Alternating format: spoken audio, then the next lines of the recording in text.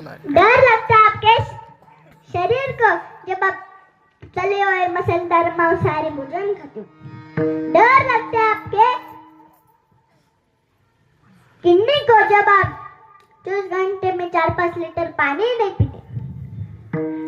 डर लगता है आपके बड़े हाथों को जब आप तले हुए मसालेदार मांसाहारी भोजन खाते हो। डर लगता है आपके जिंदगी को, डर लगता है आपके परिवार को, डर लगता है आपके मासूम बच्चों को जब आप दारू पीते हो। जब आप दारू पीते हो, ये दारू से हमारी जिंदगी बर्बाद हो जाती है। इसलिए हमारे संत तुकडोजी महाराज कहते हैं, क्या कहते हैं? गांजा दारू मत पिता रे,